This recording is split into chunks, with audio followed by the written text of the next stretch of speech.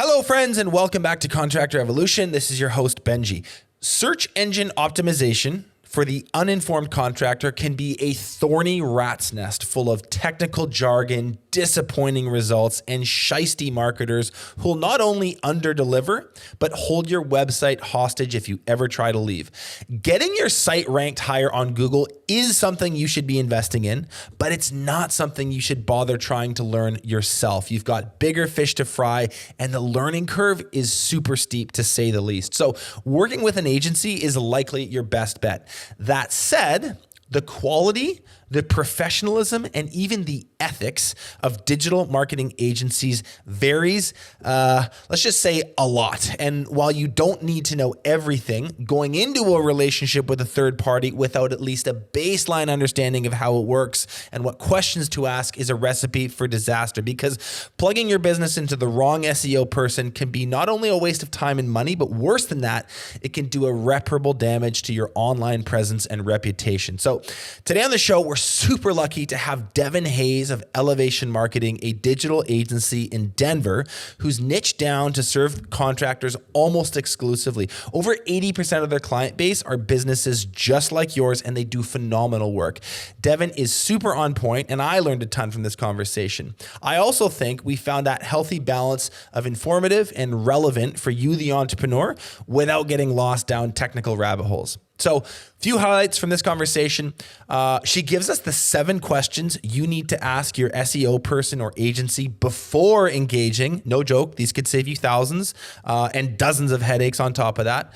She gives us a handful of very useful SEO layups, simple things you can do for little to no money that provide an immediate boost to how findable you are online. And lastly, this is super interesting, she drops a truth bomb about the risks of overusing Chat GPT for your website's content. Make sure you listen to that at the very end.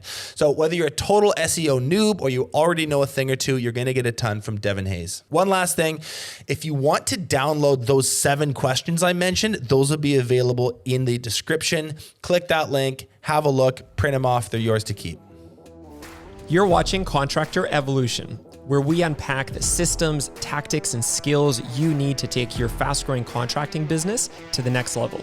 You're here to learn what it takes to scale up, work less, and increase profitability. You've come to the right place. Stay tuned to learn what separates the new breed of contractor from the old school, and welcome to your ultimate guide on the business of contracting.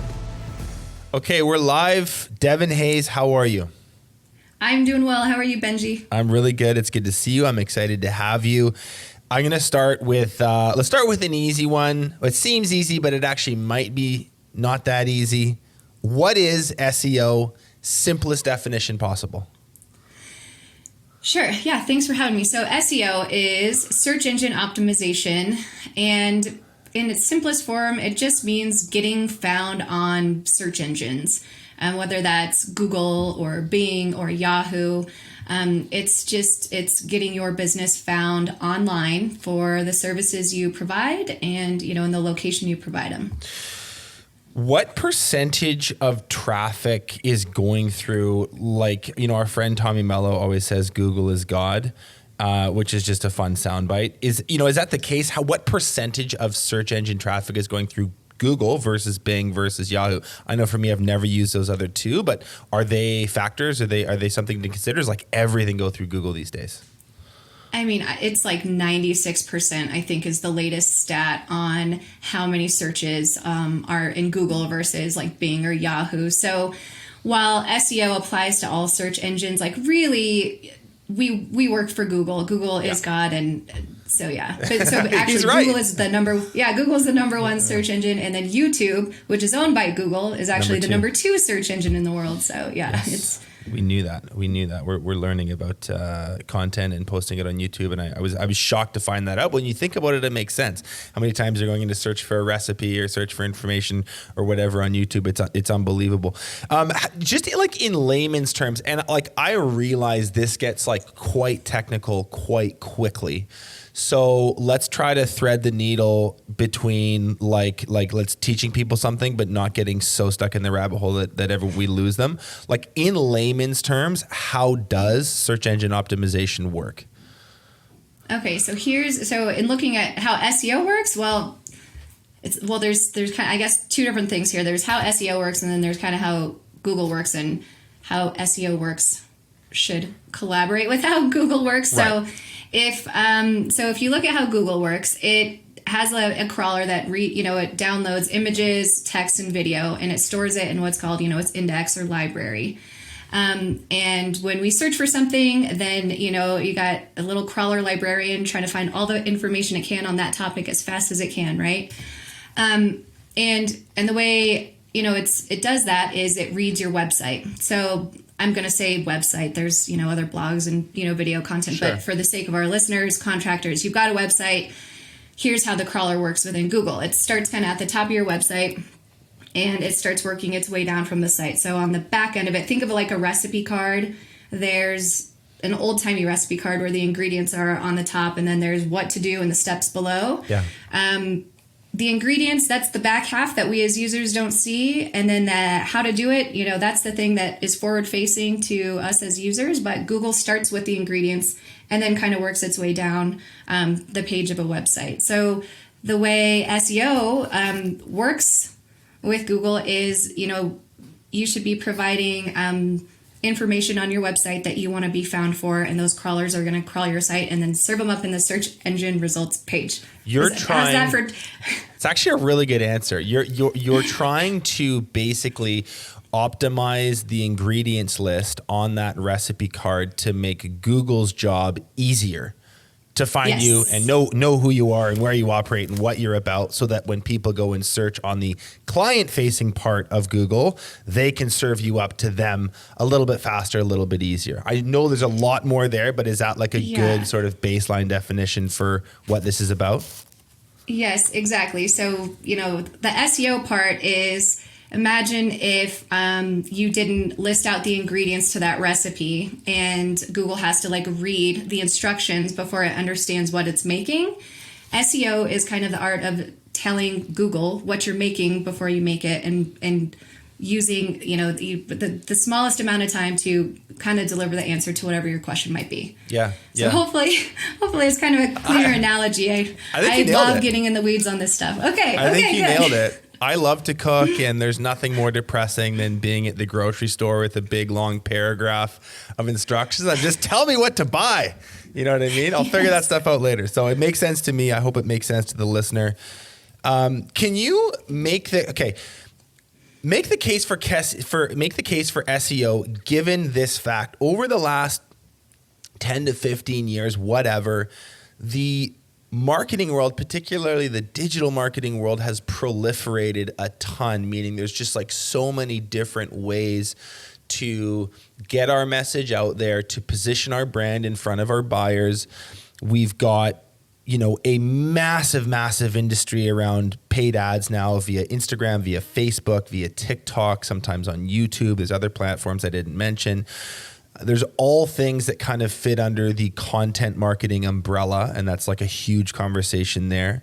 You have kind of more old school tactics, which in a weird way are kind of making a comeback and are extremely relevant still, like relationship marketing and driving referrals, direct mail. We just had our winter summit a couple weeks ago, and the guys from Ridgetop Exteriors, huge roofing company, north of 50 million last year. They do a huge amount of their lead flow off of direct mail still. So that still works for them. You've got door-to-door campaigns, which can be effective depending on your geography and your market. There's email marketing. The list goes on. There's a ton of stuff available to us, right? Can you, make a compelling case for SEO amongst all those other options? Okay, sure. So, SEO, I think, is especially, it's valuable because it's a long-term investment, right? So this form of marketing is valuable if you have kind of the cash flow to invest over time. If you need the phone to ring right now, paid media, direct mail, there's better avenues for that. But if you're looking to mix up your marketing, SEO is a long-term play, number one. So it kind of takes, it's slow and go. It's good to know that. But the reason why I think it's a great investment is because it's something that can't be taken away from you. When you turn off the faucet to paid ads, you're done. You're dried up. You're not getting those leads anymore. However, if you do SEO for, 6 months or 9 months, 12 months, whatever it is, and say you have to stop because, we're looking at a potential, downturn economy here in the US. And so, say you have to turn off your SEO budget, you don't lose the work that was done previously. It's only going to gain more traction. It's only going to help you grow. So the content pieces, for example, that were written, we have one client, we wrote one blog, and if you broke it down, it probably cost him maybe like $200 2 years ago. That one blog brings in over 26,000 organic visitors a year. Wow. Now, and that's one piece of content for a one time, and we work with him monthly, so there's multiple pieces, right? But just if you break down the numbers, $200 for one piece of blog content that was fully optimized for this electrician, 26,000 people to that one blog for your website, and that can never be taken away from him. He owns that. If he fired us tomorrow, he would continue to see, traffic from that and hopefully conversions. And so anyway, like I said, SEO can't be taken away from you when you work with an agency that, doesn't take back their content when you write it for them. And it can continue performing for you even if you have to stop investing in it. Now, we don't recommend that because SEO changes all the time. But as a business owner, like it's the best long-term play you can make for yourself that, again, no one can take away, its effectiveness. And when you think of so many different business models and types, this question is like, how SEO friendly is contracting and home services? In other words, are people going to Google to find painters near me, to find roofers near me, to find builders near me?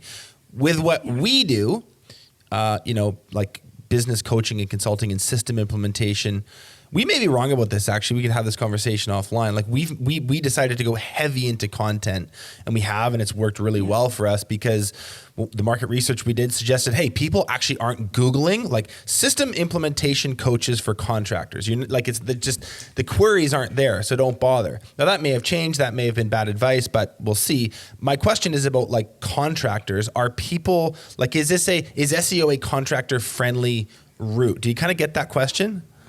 Totally. Definitely understand it. Yes. And the answer is yes. No customer wants to feel stupid. So I think all of us, we don't just take a friend's word for it when they recommend somebody.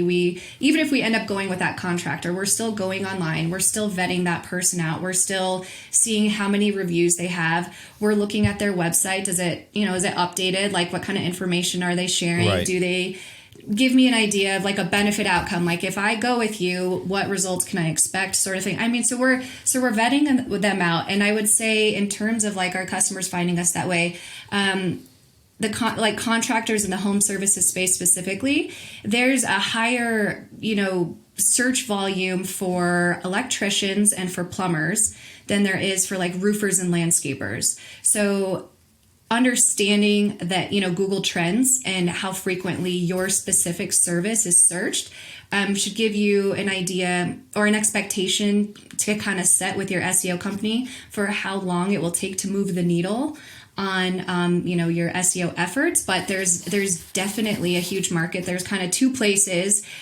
people look for contractors. Like you'll see them right at the top of the search engine results page where it's the map and it's got those 3 results. And then there's organic results below that. And, a lot of times it's that map pack at the top is gold when you're looking for a landscaper, a plumber, roofer. That's what I look at. Yeah, because then you can dive in and look at their website and look at their reviews and kind of get the warm, fuzzy feeling about them. And then, less popular in this space is scrolling down and seeing the organic results, because these major aggregators like Angie's List and Yelp, you see like top 10 roofers or top 10 whatever, and nobody likes to click on those, which is why consumer behavior, we like those spots right at the top of the map pack. So, ranking locally specifically, that's your kind of local SEO work right there is massively important in the contractor space. Now, this whole, the implementation of this, the work behind the scenes is obviously highly technical, and you need to be a true subject matter expert in a field that's constantly changing. And so I think for the sake, like we were like joking offline, there's definitely like a version of this podcast where we could just like put people to sleep. It would be like they put it in their AirPod like as they're going to bed, and they're just like sawing logs in 5 minutes because we get into technical jargon. I do that. Yeah, I tend to do that. Yeah. So we're not going to do that, but I think so. No. But here's what I think is really, really interesting, because 95, maybe 99% of the contractors out there are not going to be actually doing this SEO work for themselves. They're going to be hiring a third party like you or like someone else to do this for them. Now, I have heard many, many, many horror stories about this. There's some obviously like some people that do exceptional work and deliver amazing results. And then there's like just a whole sea of jokers that unfortunately a lot of even our BTA members have had a checkered past with, let's say. So I think that the selection and management of the agency that you work with is actually probably a more relevant conversation to have. And you'd mentioned there's kind of like a checklist or a series of questions that you would ask any agency before employing them to make sure that this is the right fit for you, number one. But number two, there's also just like some baseline competent stuff and ethical stuff that you kind of want to get out of the way up front. And if you don't, you can and will be burned, as so many people have before. So let's dive into that part of this conversation, which I think is really fascinating. Yeah, absolutely. And I want to dive into this. I want contractors to be aware, because you're right. Like 99% of people, they're not going to do this themselves. It's highly technical. We kind of have a checklist we put together, but like ahead of that, I just want to say like an easy, like black and white indicator. If an SEO company is asking you for less than $1,000 a month, you should run the other way, because that just means they're going to set something up in the beginning. They're going to probably like push your business information to some online directories each month maybe, or just do a one-time campaign. And then that's it. And they're not actually touching your website every month or your Google business profile every month. So let's just get that out there before I lose anybody and put them to sleep. But let's dive into what you should ask, because we just saw a horror story where we had a contractor turn over a complete website to a company that's a website as a service, and they only paid $250 a month for a couple of years. And probably like, thought they got awesome. a smoker of a deal. Yeah. Yeah, like perfect, stuff's getting posted. Like, this is great. And then this contractor was like, all right, cool. We want someone who's going to do all the marketing for us. You've been great. Can we get our website back? And this company, basically, like, my analogy is like our client gave them a cracker and they put some like cheap cheese whiz on it and then smushed it up and then gave it back to our client. And we're like, what? We gave you the files, and that's what you get for $250 a month. So anyway, that's that's one of the horror stories, and that's another reason like we have this checklist. So diving into it, the number one question you should ask an agency, an SEO agency that you're going to work with, or actually for any marketing service, will I own the assets that you create for me at the end of this? So if they are writing blogs for you, if they're writing website content, if they're creating graphics and videos for your social channels or your YouTube channel, will you own it? We've seen clients have everything stripped away from them, their Facebook pages taken away. So owning your digital assets, and that's like that's any text, any written copy, your blogs, that's any images, any videos.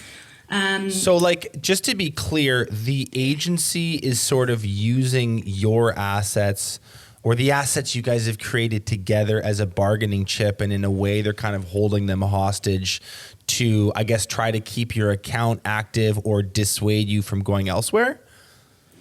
Exactly. And it's just, they're like, well, if you end with us, then you're going to have to start all over. You're going to have to get a new Facebook page or a new Google business profile.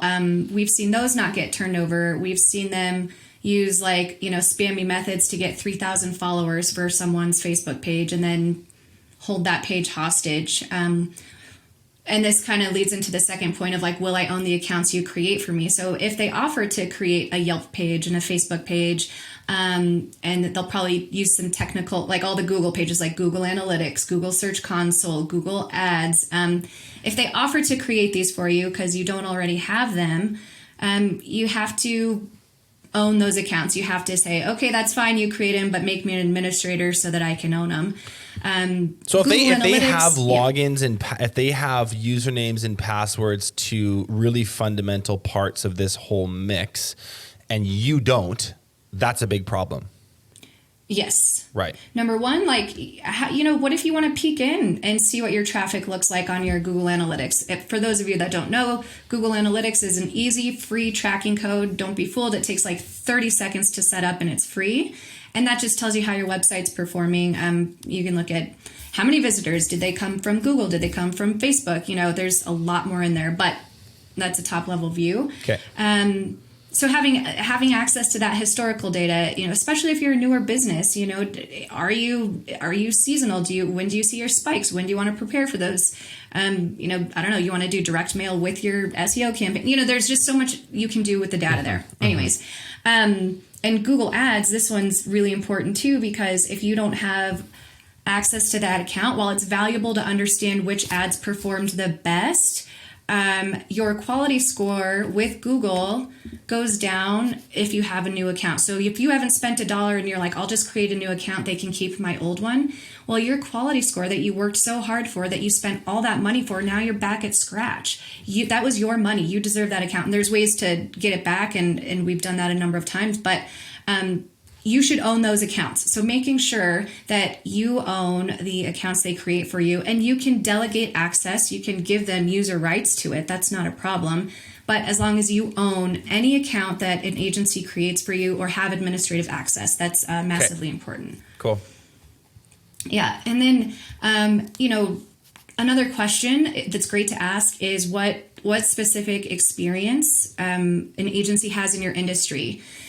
So, for example, like home services contracting is huge. Contracting in general is huge. It's a big umbrella. Yeah. It's actually not really, that's not really a niche, is it? There's like sub niches within it. It's sort of a one size fits all term we use. We do it too, because we just speak to so many different types, but you're absolutely right. It's a massive, massive world. It's massive. And why it's important to work with an agency that's lived and worked in that world and has other clients in there. We learn so many lessons about Google's updates and what they're doing because we can cross-reference clients across the country and say, oh my gosh, this is a big one actually, pro tip right here. A lot of companies have like location pages. So they might have their actual physical office is in Denver, but they have an office way up north and way down south, and they create a location page to target visitors in Colorado Springs or Boulder, wherever it might be. Well, an agency that works with many roofers, we looked at, like specifically roofers right now is what we looked at. Those location pages are now de-indexed. So that's no longer working. Right. So you need to pivot. And so anyways, because we were able to cross-reference our own data and take a look at all of our clients within a specific niche, we could identify this problem. And another reason is understanding kind of, your business as a whole, how it works, the seasonality, writing content for it, because your SEO company, I hope, will be writing the content for you because you can't really move the SEO dial without it.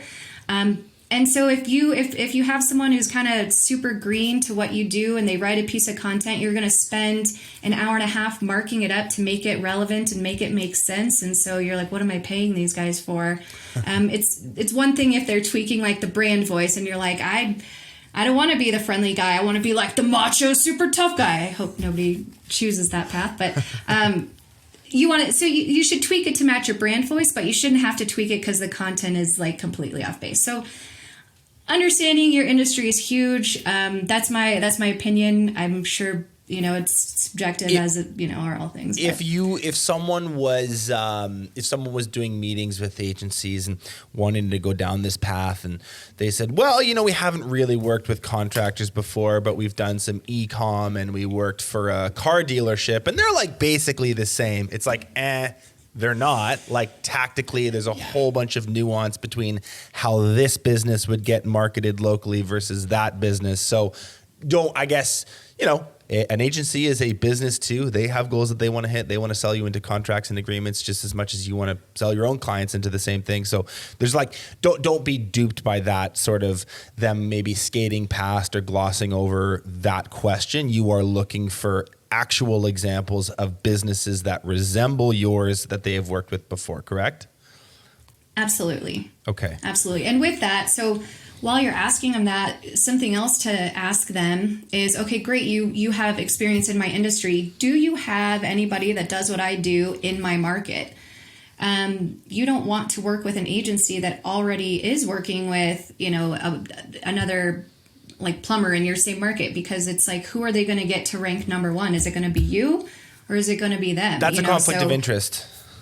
Massive conflict of interest. I find it unethical, but we've seen it. We see it all the time with these like massive agencies. So you're looking for someone with experience. Let's say you're a plumber in Vancouver, and you want them to have it. You want them to have industry experience, but you need that agency's other plumbers to be in Kelowna or Calgary or Seattle or Portland. You just don't want them to be in the exact same locale. So they've garnered that industry specific experience with businesses that are just kind of a little further away from your home base, correct?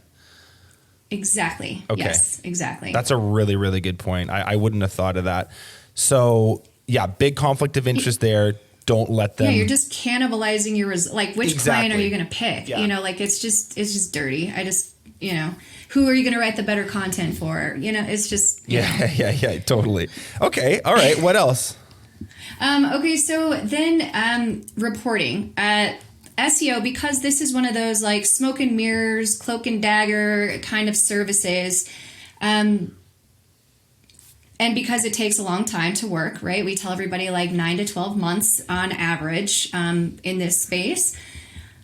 You're like, how do I know that my investment is paying off? So there are some key performance indicators here that we suggest that you can look at month over month. One of those is that you can should trend upward is your organic traffic. How many users to your website are coming in through the organic acquisition channel? You should also see an increase in the number of keywords that you rank for. So these, and the things I'm listing off now, they're performance indicators. They are measurable, right? So you can, each month, these numbers should be increasing. So like I said, organic traffic, the number of keywords you rank for. But, more importantly, your ranking. What position are you in for those keywords? And also, actually, I should add a caveat here. With those keywords, you want to make sure it's like your service plus your location, or maybe like a broader phrase about something really detailed on a service you provide that's going to match like a longer tail search. But any keywords that they include in their count, I would have them take out your brand name as a keyword, because if you should rank for your brand name without an SEO company having to do anything. So those are not dollars well spent, in other words. I mean, not with an SEO company. Those are great for, if you're doing other forms of marketing, looking at how much your direct traffic is increasing. That's kind of another term for it, because brand awareness, you're looking for brand agnostic keyword phrases. So people that have never heard of your company, they're only looking for a service in the areas you serve. That's what you're looking for on that keyword count.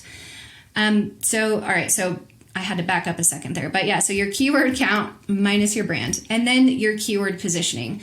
So moving up the pages, you're not going to go from position 100 to position 1 in 3 months. Right. But if you start at position, 94, and then the next month's reporting, you're at 72, and then you take a jump to like 44, you're kind of moving your way up in your rankings to get on, to get a better position. I used to say page 1, but now page 1, it just changed in December. And if you guys don't know, Google rolled out continuous scroll for desktop. So now there's 60 positions are on page 1. So, don't fall for the old, well, you're on page 1. You're it doesn't 59. matter. Yeah, totally. Yeah. So Can I actually just, sorry to cut you off, just on the organic traffic thing, so let's be clear about this.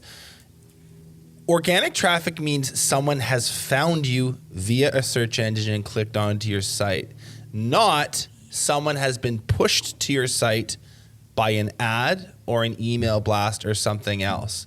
And I feel like that's one of those things where someone could try to pull the wool over your eyes. Hey, look at all this 100%. Traffic on your site. We're doing so well.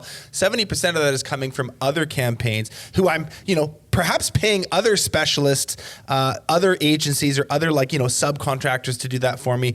You don't try and take credit for all this traffic, which this really great ads campaign is doing for us. That's not SEO. That's something else, right?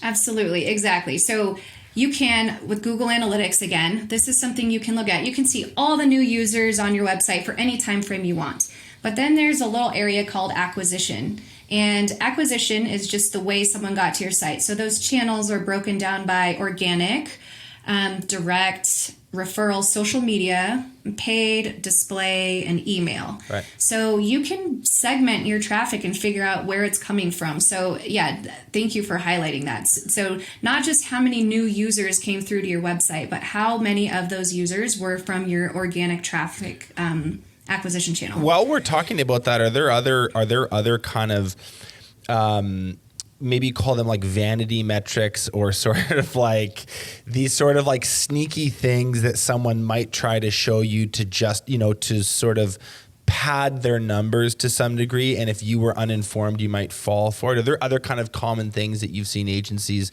essentially use to pull the wool over the eyes of their clients? Yeah. So what I've seen a lot is they just send like an automatically generated report that has like a ton of graphs and with no explanation, which just is really confusing.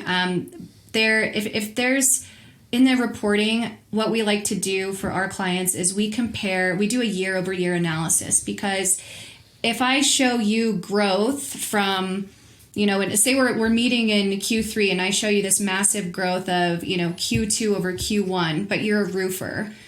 Q1 is slow anyway. And so Q2, of course, there's going to be an uptick. So What you really want to look for when you're meeting and looking at this reporting is like a year-over-year analysis. How have I grown from last year at this exact same time? Because seasonality plays a major role in traffic gains. So you don't, if they're just showing you a specific time frame, like say Q1, but they don't, or an entire year, and they're not comparing it to the year before, well, how am I performing year over year? Did I improve or am I declining? If we're declining, where, why, how are we pivoting? What's the strategy? Then you can kind of inform yourself instead of just like seeing graphs and charts. The easiest, most simplified way to kind of look at that is just year over year. Are we growing year over year? Mm-hmm. And so that's a good point. The broader time scale is going to give you much more substantial information than just these quick little blips as a result of seasonality. And I could totally see someone trying to maybe pounce on that and again be like, hey, that's great work we did. It's like, no, it's just like, this is the busy season, dude. Yeah. Were there any not yet. Were there any other KPIs, or should we move on to one of the other questions?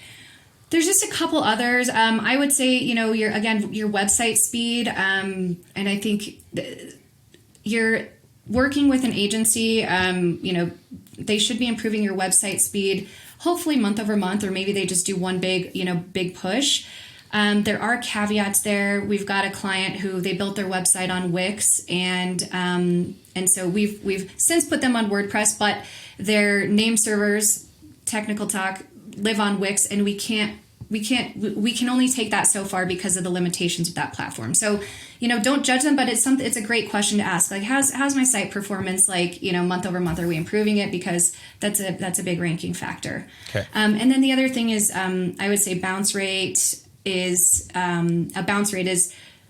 do they leave your website within 30 seconds or do they click through to a second page? So you could look at page views or bounce rate to see the quality of the content that your SEO company is producing, because the goal is to keep them on page to help them convert. So that's, that bounce rate Yeah. thing, just to clarify, like that is essentially telling you, is that sort of like homepage that they're landing on compelling enough to keep them there? Or is it really boring and dated and look old, and then someone goes, yeah, like this doesn't look like, this ain't it, I'm going to go back and search for someone else? Yeah, you can look at that. So in, again, Google Analytics, there's page exits. So usually the homepage is like, you don't want it to be, but a lot of times the homepage is the number one exit page. That's where they're leaving from. They weren't compelled to stay or take a second action, and they didn't, scroll down further. So yeah, that's exactly Cool. right. If they just see your page, they're like, lead form at the top of the page. You don't even know me. What are you going to do for me? People jump off. When we're talking about reporting, these are essentially the numbers that you should be updated on clearly, concisely, without a whole bunch of esoteric language and fancy graphs and a whole bunch of stuff to try to confuse it. You should be getting this on, like, would you say a monthly cadence, more often than that, less often than that? So it depends on like how big or small your agency is. I think for SEO, truly, we do an analysis every quarter. So we have automated reports monthly if you want to look at them, but I think most of our contractors are like graphs and stuff that doesn't make sense. I'll wait till the quarterly, till we analyze these numbers. You tell me the pros, the cons, and what we're going to do. Because when we meet with people, here's another pro tip. If it's all roses and sunshine when you meet, something ain't right. You want to see the bad, and we hate when we see bad, but it forces us to, again, look at the data, tell you what, our assessment is, why we think this happened, and how we're pivoting for the following 3 months to, try and get, an uptick in whatever might have been dipping. But Devon, this reporting sort of structure and rhythm is something that should be brought to the table and demanded from the side of the agency. Like, this is something that they should be delivering to you. If you, the contractor, saying, hey, what kind of reporting do I get on this? And the answer is, well, we can touch base whenever you want. You can send me an email. That's a bad answer. Like, this is a formal thing that is in the calendar. There's a purpose. Yes. There's outcomes for these meetings. It's delivered exceptionally well and very methodically through time. This is just like a good indicator that you're working with a professional, very high quality organization versus one of these maybe fly-by-nighter shops. Absolutely. Because SEO does change. It changes all the time. And so if you just have an agency that's sending you these automated reports that you probably never look at, as a client, you got to think, well, sure, I see these KPIs. Okay, say they're doing you see increases in keywords and you see increases in traffic, but those are all KPIs. What about the quality of the leads? What about their actual performance? So meeting with your SEO company, you can figure out what your ROI is versus just looking at KPIs, right? Sure. How is this investment working for me? And when it should feel like a partnership. And so when you sit down with them and we say, hey, here's a great example. One of our electricians that we love in North Vancouver there, we meet with him once a quarter. And is it Sean? Even at Sean at TCA Electric. Shout out to Sean Tobin if he's listening. Oh my gosh, he's the best. He's the best. A couple years ago, he said, guys, my business focus is now on EV charger installation. I want to dominate for that. And we're like, 10-4. Yeah. So that changes our entire content plan. That changes a lot of it changes how we position him in a lot of different ways. And with local SEO on the back end of the website, the things that crawlers see, but you don't, the content that we're producing, what we do on social, frequency, all these things, it changed the competitors we're tracking and who we're monitoring, and having that relationship with him and this partnership and not automated reporting, we were able to say, all right, we got to pivot our content strategy and have it match his goals versus, someone that maybe you don't check in with. And if you're not meeting with your SEO agency, they're not helping you achieve what you want to achieve within your business. So it's a great point, right? This is a good example of how strategy needs to merge with tactics, and Sean has a strategy that he's thought about and wants to go and implement. And if your SEO is just kind of like, half-ass whirring along in the background without understanding that, there's so much that is unavailable to you, and it's not actually serving that really high level strategy that you want to go execute. So it's a great example. Let's move on to what are the other questions on this checklist, and then I want to get to these SEO layups too. This is a really great part, but I think there's a couple of things, a little bit more due diligence you would go through, right?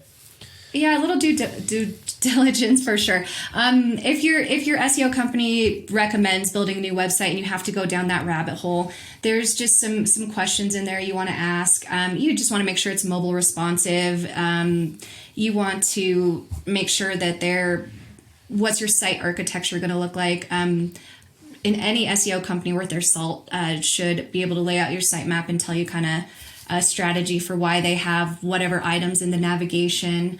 Will they include, the contact forms, thank you page, which is kind of how you can track conversions in Google Analytics as if they end up on that thank you page. So things like that you wouldn't know to ask for. I don't know like a difference in like the pitch of a roof, so I wouldn't expect contractors to know to ask like, are you building a thank you page with my website? But that's how they're going to track your goals in Google Analytics. So you want those form fills and those conversions. So those are just some things that come to mind. You want to make sure they're putting Google Analytics on there and Google Search Console. Again, not trying to get in the weeds, Google Analytics, that's how users are using their site once they're on there. Google Search Console, you can see just how you're performing on the Google search page if they don't click through to your site. And then kind of a last one, what's your termination clause? Are you gonna ask me for a bunch of money if I decide to leave? At our agency, we have a 12-month contract, but that's because we spend a lot of money up front in an SEO startup. So we kind of like to have that security that, you're going to stay with us at least 6 months. But if you are not happy and it's not warm and fuzzy, like for us, we're like, cool, we don't like that. We especially like, we don't know what's coming up with the economy and maybe you're a smaller business. We understand. We don't ever want to take somebody's money that doesn't enjoy working with us. So just understanding that termination clause and that you're not going to get kind of screwed in the end. Is there lots of funny business in these termination clauses, or maybe there isn't a termination clause at all, and so then they're kind of making it up at the end? Like, what have you seen happen there? We mentioned the holding assets hostage thing at the beginning, but is there other stuff that kind of goes awry near the closeout of a contract? Yeah, we've seen companies hold entire websites hostage, just saying that they own them and all the even though this contractor paid for all the content that was on the website, they were saying that it was all theirs. So that kind of goes back to owning your assets. But we've seen like a 90-day termination clause, which is like a really long time. That's like a fraction of what it takes for an actual SEO company, to start those first 3 months. Yeah. You could have your initial setup done with somebody else. So just kind of holding you hostage in a lot of different ways. So understanding what those ways might be up front will save you kind of some of the pain and suffering. Really simple question on these, however many it was, these questions from digital assets to accounts to, experience with other companies and the rest of them. Are these things that you want in writing in some form, especially some of the more like clause ones? Like, is this something that's in the agreement or the contract that you would sign off on when you initiate? That's funny. I haven't seen any of the contracts from like a big agency. So I would look for that though, if it's not in there, but definitely if it's part of the initial conversation with an agency, you can ask them if it's in the contract. Actually, come to think of it, I don't even think it's in ours because that's just not our nature to like hold people hostage, but you're saying these are just like these are really, really important conversation points to have, and the decision you make to move forward or not is based on the quality of the answer and your sort of trust level on the answer that you receive from them. Yeah, and certainly, I'm sure they would add it to the contract if it wasn't already in there that would state that you would own those assets, but you would kind of want to own them if you can help it, from the beginning, have access to it, and just kind of avoid Because see, what we see is when clients start asking, they're about to break up with someone, then agencies get squirrely and they're like, oh, they're going to break up with me. Oh, they're going to break up with me. Here it comes. Nope, I'm not going to give you your stuff. I'm not going to give you your favorite sweater. Like, yes. Yes. Holding on to these records. You cannot have them. Yeah. That's funny. Totally. Yeah. That was really, really like a phenomenal sort of list and very thorough, very exhaustive. I feel like that's going to save people headaches, lost sleep, and potentially thousands or tens of thousands of dollars. I also wanted to just pick your brain on when we are blessed enough to have subject matter experts on, I'm always looking for like low budget upgrades. And so like, we were talking offline. You're like, oh yeah, there's some SEO layups that are just like total freebies that anyone can do immediately for little to no money that boosts that findability. So do we want to maybe just rattle those off too at the end here? Yeah. So these are all kind of based on your Google business profile. I think at this juncture, most contractors have one of those and they own that asset.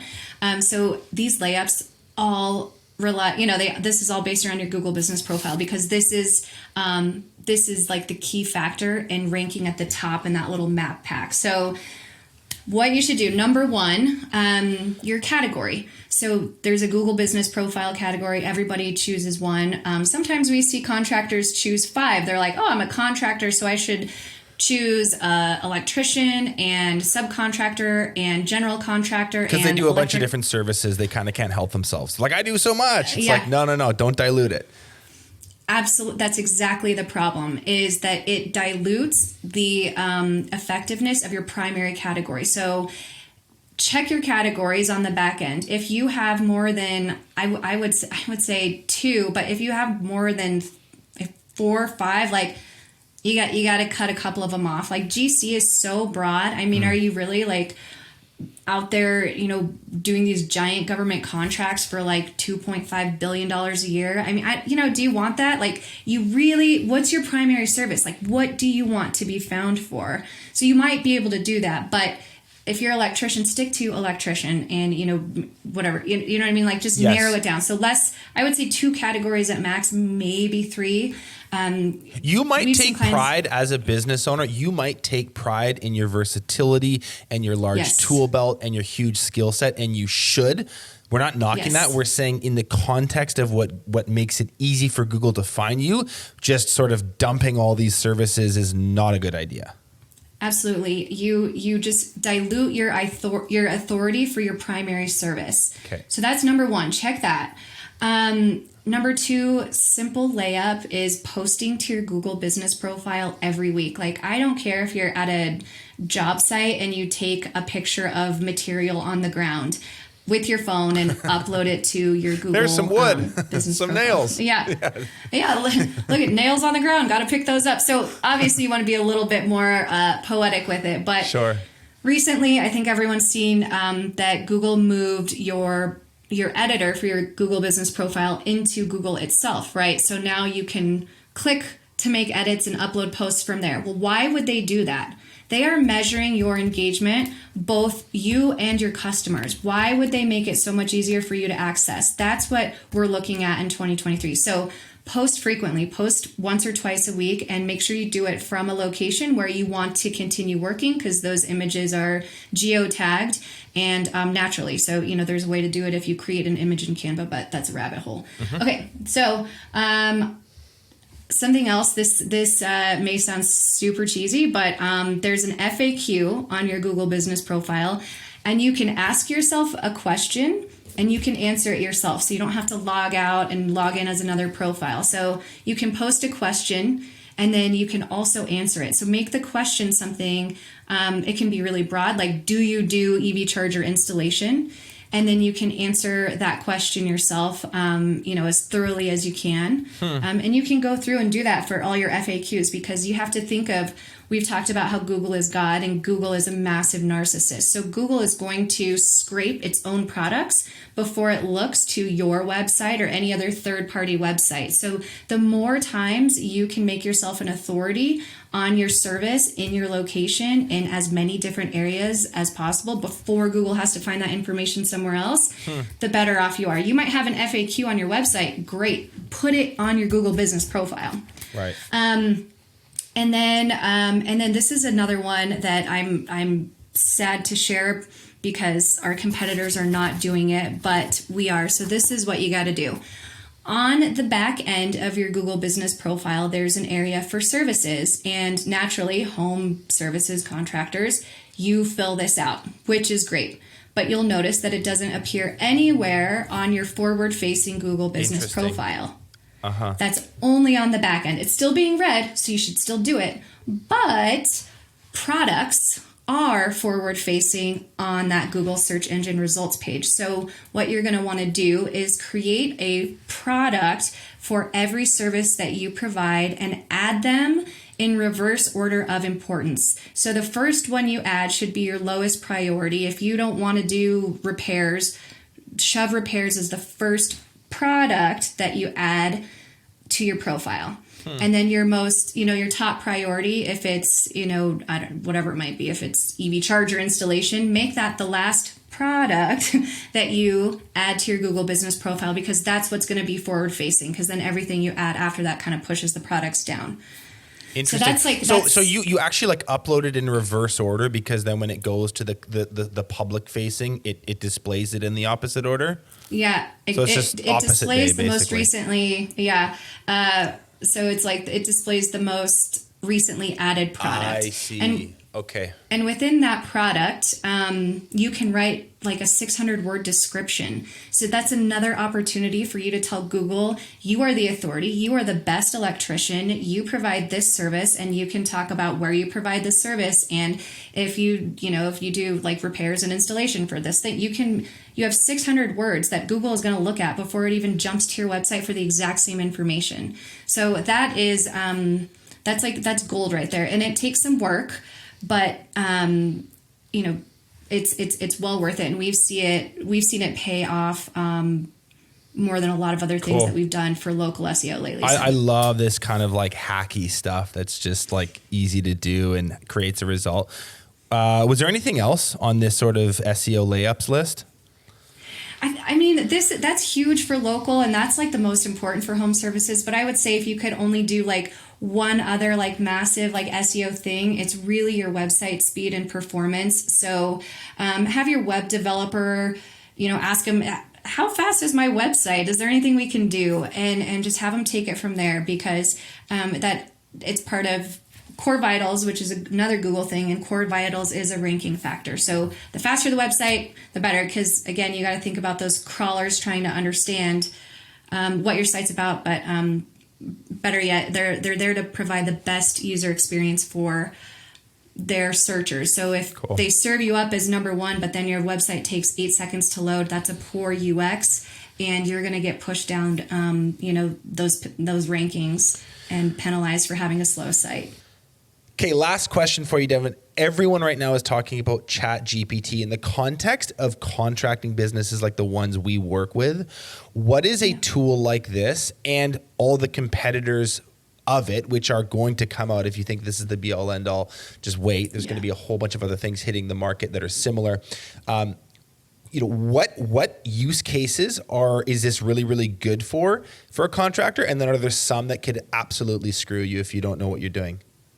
Yes, completely. So let's talk about how AI content writers, Chat GPT specifically, can really screw over a contractor or anybody. So if you think that Chat GPT can write your website content for you, and you're going to do it for free, and you're going to save all this money, you are sorely mistaken. I'm in an SEO mastermind group, and we have people that tested this. And what happened was the content from Chat GPT, some of it altered 50%, some of it not altered, some of it altered 20%. What we saw was that every single instance, those websites completely fell off of Google. They saw a 200% drop in traffic overnight. And half of those people in this like test that we did got blacklisted from Google. So that is reason enough to not take a shortcut using Chat GPT or any AI content. Even though you can modify it and you can tweak it, you are going to be so sorry that you did that. Because Google knows. Google can tell. 100% Google knows. Yep. And especially because you have to think whatever Chat GPT spits out for you. If you're thinking like, okay, write me a page about residential roofing in Denver. How many other roofers are thinking the same thing, or how many other plumbers, or whatever the service? You're not original. Like, you're not the first to do it. Everybody's wanting to take a shortcut now because content marketing is huge, but it takes a lot of time and it's an investment. But you will absolutely lose any ranking that you have. And worse than that is getting like blacklisted. Like if you're page, I don't know, position 10 now, you're going to get kicked to like the back of the bus if they even index your website at all anymore. Interesting. So please do not use it for content on your website. What could it be good for? Yeah, so this is where it can be kind of fun, and you can totally take advantage of it. Anything internal. So if you have been putting off writing SOPs, enter a query to Chat GPT and ask it, say, write me an SOP for, I don't know, some process. And it will spit out an SOP for you. Then you just got to make a couple quick edits that suit your business. And then there's another form, another, I guess, kind of type of AI where you can take this script and you can upload it into like this video AI producer, and it's going to read your content and turn it into a video for you. So now you have training videos. And you don't have to do anything. So yeah, you're right on about that. The SOP example is a great one. There's quite a heavy lift in writing those that most people don't want to do on a word processor. I love to write. It's not like I'm just like, but lots of people are just like, I don't want to spend 1 hour, let alone 5 hours or more doing the word crunching in Google Docs or Microsoft Word, whatever. You could use this tool to get the bulk of it done, and then comb over it with your own human intelligence and say, this isn't exactly how we do it. This, we change to this. And it's always so much easier to essentially edit something than go from blank canvas. And that's a really, really interesting use case for it, you think? Absolutely. Because when you're, if you're trying to scale a business, it is a big time suck. And if you can have kind of a standard outline and then pass it off to, a production manager and say, can you tweak this? Because if you ask them to write the SOP from scratch, that goes to the back of their desk too. So this is going to help you scale without having to invest like a crazy amount of hours. And, it's just kind of an exciting tool. So that's a very safe way to really use this technology to your advantage. Cool. Thank you. Let's leave it at that. I want to thank you for doing all this. Like, I'm pretty confident there'll be some people that want to connect with you and pick your brain and maybe ask a few more questions. Where can people do that? What's the best way for our listeners to reach out to you, Devon? Sure. I think our website is elevmarketing.com. It's the abbreviation for elevation because people ganked the long phrase, but elevmarketing.com. And then you can always find me on LinkedIn too. It's Devon Hayes Denver, DEVON HAYES Denver. And you can find me on there. Always happy to ask questions. We'd like to tell people, like, we're your friend in marketing. Like, ask us a question. Like, we look at contracts all the time that have nothing to do with us just to, like, help people out. Because we're definitely not the biggest agency. We don't want to be, but we do want to be the best. And you know your shit. And I really, really appreciate you sharing this with us today. I learned a ton. We will have to have you back. Thank you so much, Devon. Thank you so much for having me. It was awesome. Thanks so much for watching this episode of Contractor Evolution. If you've already subscribed to our channel, consider sharing this episode with another contractor who you think needs to hear it.